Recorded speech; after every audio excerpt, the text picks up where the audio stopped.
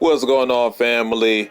Before I get to the main part of the video, I want to play this video clip of a live stream that took place back in March of 2019.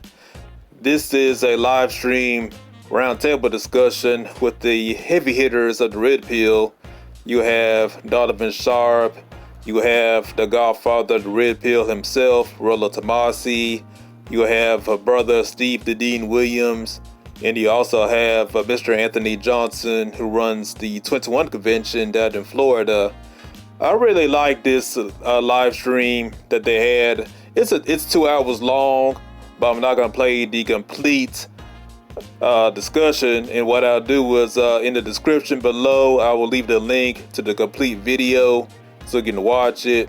But what I'll do is before I get to the main part of the video, I will play like a few minutes of the discussion that really stood out to me, that I really liked. And the topic is about fatherhood and how American society demonizes fathers and men in general. So just sit back, relax, take notes, and I'll talk to you guys in a bit. Oh, you're okay. Anthony, what you got, man? Yeah, I had a quick input. One of the things that came to mind when Rollo was talking is that one of the expressions of this problem that he's talking about is that I can say the word deadbeat dad, I can hashtag it on Twitter or Facebook, and nobody has a problem with that. But if I say this woman who raised, a horrible son who does violent things is a deadbeat mom, people lose their shit. Yep. And the reality is a lot of these single moms are deadbeat moms. They make bad choices, they're irresponsible shit. All these other problems they have, and they dump them off, and then they blame them on the father, wherever that guy's at, whatever he did, right or wrong. So there's definitely shared responsibility for these decisions, and the fact that I can't say deadbeat mom in public without people freaking out is a problem, or it's a part of it's expression of the problem. Interestingly enough, before Steve goes, we talk about daddy issues and mommy issues. Here's a contrast. For daddy issues to occur, this is how important fathers are. Fathers and mothers are important. Okay. You want a 2-parent home, ideally, but if you had to pick one or the other, you got to pick the single father. Mm-hmm. Daddy issues occur when there's no father in the home. Mommy issues only occur when the mother is in the home. You see how that works? Like, you can have daddy issues, but that's because daddy's gone. That's how important he is. Okay. But women are so destructive to their children. You can't create mommy issues if mommy's gone. No, mommy has to be there to create mommy issues. Daddy has to be gone to create daddy issues. I just figured I'd throw that out there. Steve, what you got, brother? Oh, first of all, Anthony, you just put a bar of tactical soap in their mouth and tell them to be quiet, and they'll be good. But anyway, so some of the things that they got to understand when it comes to mom, and this is why Rollo's right on all this statistics and everything. But let's look at the why behind it and go a little bit deeper. One of the things that mom always does is they always teach their sons to disrespect male authority and male authority figures. They're always pushing that agenda on their sons. They're not allowing their sons to see their dad. They're always dogging the dad out. And then when mom has the son by themselves, they do the worst thing that women do to young boys. They think they can teach young boys how to be men.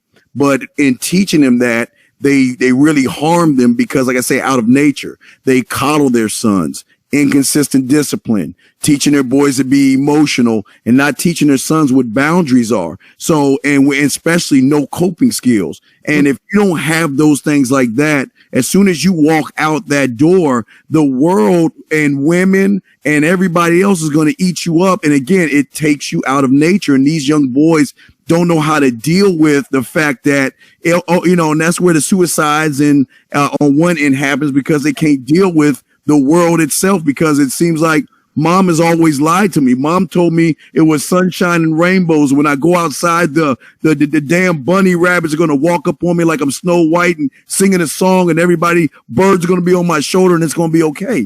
The world doesn't work that way. And when they realize that, they just cannot connect those dots, man. So I got something to add here to what Steve just said. I think is pretty important. So when I found Rollo's work in the Red Pill a couple years ago, one of the things that occurred to me very quickly and that has stuck with me to this day is that women have absolutely no idea or ability how to train a man to be alpha. The very concept is like completely outside of their brain's ability to process. It's never ever going to happen. I don't recall a single example of that happening in my entire history in the manosphere. Women don't do that. That's the opposite of how alpha behaviors work in relation to women. When you're fucking them or going on a date or whatever the interaction is, whatever the intersexual dynamic is, doesn't matter. That women cannot train it. It has to be put upon them, and they have to respond to it, hopefully positively and submissively and stuff. Mm-hmm. So I think when women raise these sons into these like coddled like little children, these little mama's boys, they're doing the only thing they know how to do in relation to a man, which is to train their little young man, the little boy, my little man, right? Yeah. It's the only thing they can do is make them beta. They don't have an option. They have fucking, I imagine it's got to be less than 1% of boys raised by mothers that come out as like positive alphas that aren't just fucked up and deranged and fucking everything in sight, and they're disaster ends up in prison.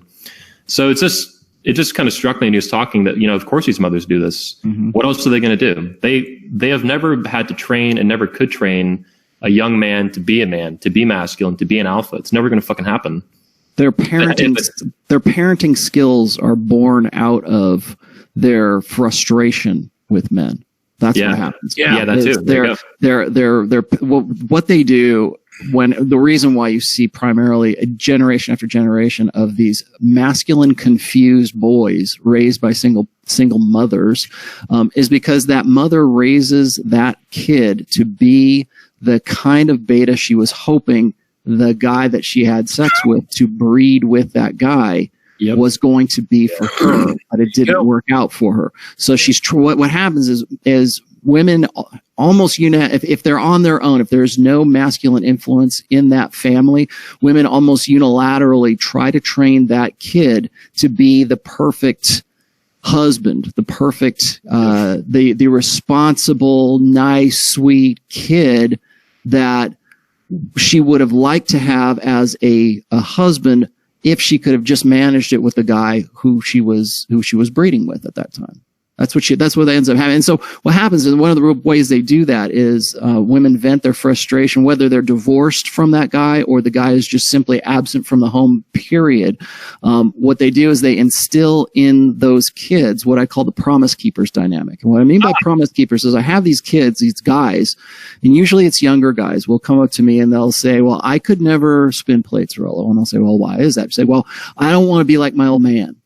And they, of course, they build themselves up too, and they genuinely believe this. Okay. I mean, they think it's ennobling to go and say, I don't want to be anything like my asshole father was. Usually this happens right around like Father's Day when you see all these articles come out and these guys, they promise themselves that they will never be like their asshole fathers because they believe in this archetype or they believe in this abusive son of a bitch father ideal that has been instilled in them both by society. What's up, guys? I apologize for some of my videos where I have like a hoarse voice. Every time I record, most of the time, I wouldn't say every time, but most of the time I'm at work when I record these videos. So a lot of times when I record, I'm usually coming out with a cold, because it's winter. So all my co-workers, they got colds, they got flus, they got the sniffles, and sometimes I catch their bugs. So when I'm at work, when I record my voice, a lot of times I'm coughing, a lot of times I'm stuttering. It's just because I'm just coming over a bad cold, or flu, or a sore throat. So I apologize for my other videos where you can't really understand what I'm saying, or if I'm coughing, I got a hoarse voice, because this is the only free time I have while I'm at work. I work like 12 or 14-hour shifts, and I have like a lot of downtime. I'm not gonna tell you what I do, but I just have like a lot of downtime. So when I have a downtime, I just have to record my thoughts, and and when I have to let it out, if I got a cold, I still gotta let it out. So a lot of times you gotta hear me coughing and sneezing, stuttering. It's all this kind of stuff. So please forgive me for that, guys. But I just want to say something about the red pill when it comes down to relationships, in the whole concept of the nice guy.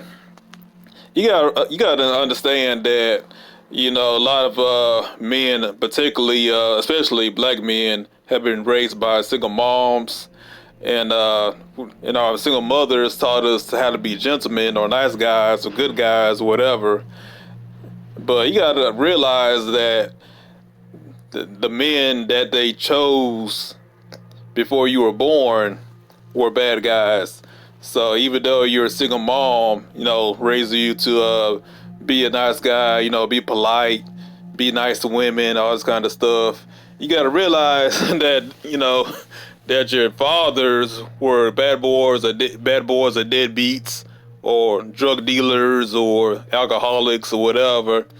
So it doesn't make any sense why all these single mothers raising these soy boys when the guy they had sex with, they were bad boys, and that's why they're no longer in the picture. That's why they're no longer in the house, or either the mom kicked them out, or the father got pissed and he left. So whatever the situation was, so you gotta like let that sink in when your mothers or aunties or grandmothers talk about be gentlemen and be nice guys, be polite.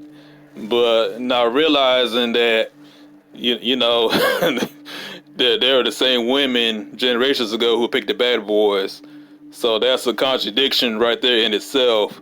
So I just wanted to put that information out there for you guys when you really understand where the whole, you know, it's a contradiction. You know, it doesn't make sense why they teach you to be gentlemen when they're messing around with bad boys themselves. You know, but I just want to get that thought out, you know, out to the universe, because a lot of people are not really aware of that.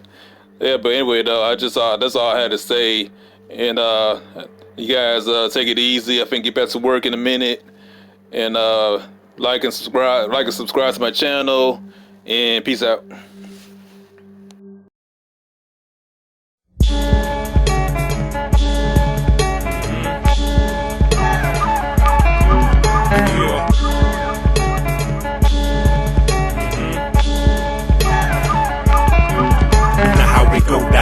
The way it come is so profound. Now let's see, how many horses in this merry-go-round? Is it me? What do we have to do to cope when things ain't easy?